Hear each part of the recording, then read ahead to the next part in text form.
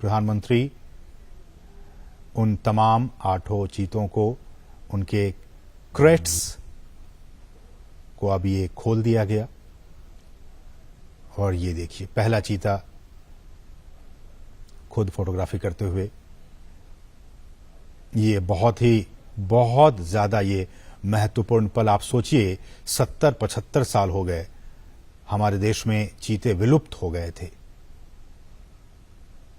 और उस विलुप्ति के बाद कई सालों तक बहुत विचार विमर्श के बाद कि आखिरकार फिर से हमारे जंगलों में कैसे चीतों की वापसी हो सके। ये देखिए, ये वही चीते, अब हमारे नामीबिया के ये चीते अब कूनो नेशनल पार्क में पहुंच चुके हैं। ये आसपास के वातावरण को देख रहे हैं, महसूस कर रहे हैं, क्योंकि एक बहुत ही अलग इन्हें एहसास हो रहा होगा। नामीबिया के जंगलों से अब ये सीधे भारत के जंगलों में कूनो नेशनल पार्क में अब ये पहुंच चुके हैं। प्रधानमंत्री इस बहुत ही महत्वपूर्ण क्षण का लुत्फ उठाते हुए और उन तस्वीरों को अपने कैमरे में कैद करते हुए, साथ में आपने देखा मध्य प्रदेश के मुख्यमंत्री शिवराज सिंह चौहान भी मौजूद थे। कुल 8 चीतों को हिंदुस्तान लाया गया है। जैसा कि हमने बताया कि इनमें 5 मादा चीता हैं और 3 नर चीता हैं। इन 8 चीतों को आपने देखा, प्रधानमंत्री ने विशेष जो क्रेट्स थे उन क्रेट्स को खोल दिया गया और फिर वो सभी 8 चीते अब मुक्त हो चुके हैं। लेकिन ये अभी जंगलों में नहीं जाएंगे। ये एक बहुत ही खास एरिया बनाया गया है। उन्हीं खास एरिया में अभी ये 1 महीने तक रहेंगे और उसके बाद फिर इनकी लगातार मॉनिटरिंग की जा रही है। मॉनिटरिंग की जाएगी। आप देख सकते हैं इन चीतों के जो गर्दन है उस पर एक कॉलर, जो जीपीएस टैग है वो लगा हुआ है, ताकि इनकी मॉनिटरिंग की जा सके। और मैं उसी पर लौट भी रहा था कि सभी चीतों के गर्दन पर उनके नाम या फिर कोड के हिसाब से सैटेलाइट या फिर जीपीएस VHF कॉलर्स लगा दिए गए हैं।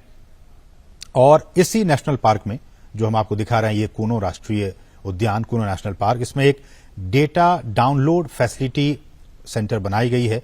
और इस इक्विपमेंट को, रेडियो टेलीमेट्री इक्विपमेंट को खरीदने और फैसिलिटी बनाने की सारी प्रक्रिया 4 से 6 महीने में पूरी कर ली जाती है। और ये जो आप देख रहे हैं इनके गर्दन में, इनको वहीं पे, इन चीतों को लाने से पहले ही इनको नामीबिया पहुंचा दिया गया था। और फिर इन्हें ये तमाम जो कॉलर हैं, RF ये कॉलर, इनको लगाकर ही इन्हें लाया गया है। रेडियो कॉलर है इन्हें, और ताकि इनकी जो ट्रैकिंग है, इनकी निगरानी वो हो सके रेडियो कॉलर के जरिए। और फिर इन्हें हम जैसे कि बता रहे हैं कि इनको आइसोलेशन में रखा जाएगा और फिर इन्हें जंगलों में मुक्त किया जाएगा। तो ये कुछ अहम बातें हमने आपको बताई कि किस तरह से वहां पे इन्हें पकड़ा गया, फिर उनके बाद उनको जो तमाम रूल्स एंड रेगुलेशंस हैं उनके जरिए इन 8 चीतों को भारत लाया गया है। 70 साल पहले हमारे देश में बहुत सारे चीते हुआ करते थे, लेकिन किन्हीं न किन्हीं वजहों से वो सारे विलुप्त होते चले गए। कुछ अवैध शिकारियों के शिकार बन गए। एक भी हमारे देश में चीता नहीं बचा।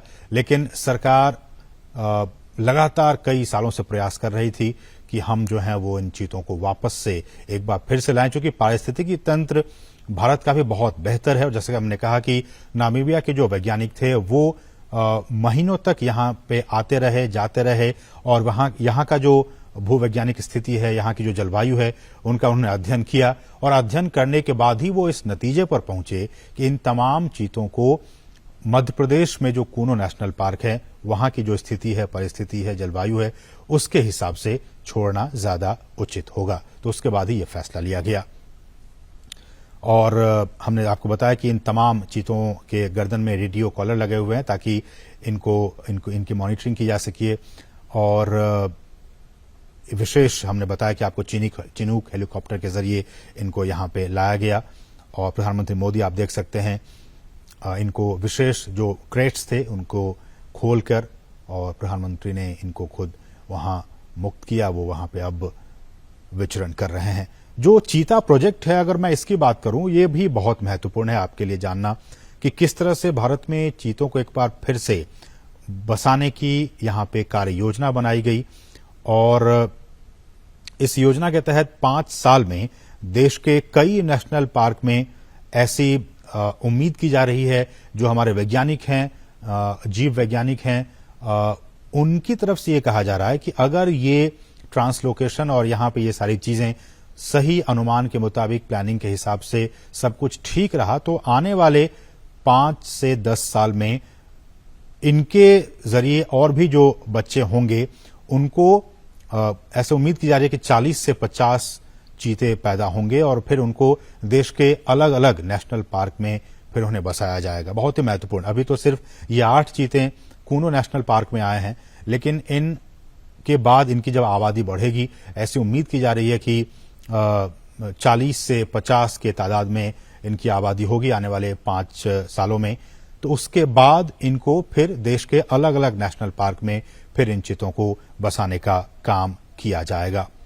और इस कार्य योजना के जरिए जैसा कि हम कह रहे हैं कि भारत एक बार फिर दुनिया के सबसे तेज रफ्तार वाले जानवर चीता का घर अब बनने जा रहा है और भारत सरकार ने चीतों को फिर से देश के जंगलों में लाने का काम किया है, बहुत ही महत्वपूर्ण काम किया है। और प्रधानमंत्री जैसा कि आप देख सकते हैं कितने उत्साहित हैं, खुद कैमरे के जरिए उन तस्वीरों को कैद करने की कोशिश कर रहे हैं। प्रधानमंत्री खुद भी चीतों को देश में लाने और इसे बसाने में निजी, बिल्कुल पर्सनल लेवल पे निजी रुचि दिखा रहे थे और उसी का नतीजा है कि आज ये 8 चीते अब हिंदुस्तान की सरजमी पर पहुंच चुके हैं। ये हम आपको बताएं, चीता आपने भी देखा होगा तमाम टेलीविजनों के जरिए, नेशनल ज्योग्राफिक पे, एनिमल प्लैनेट चैनल पे, कि किस तरह से ये जंगलों में रहता है और ये एक मांसाहारी जानवर होता है। भारत से इसका लगभग 70-75 साल पहले खात्मा हो गया था और कहा जाता है कि अवैध शिकार जो रहा वो एक बहुत अहम वजह रहा इनके एक्सटिंक्ट होने के, इनके विलुप्त होने के।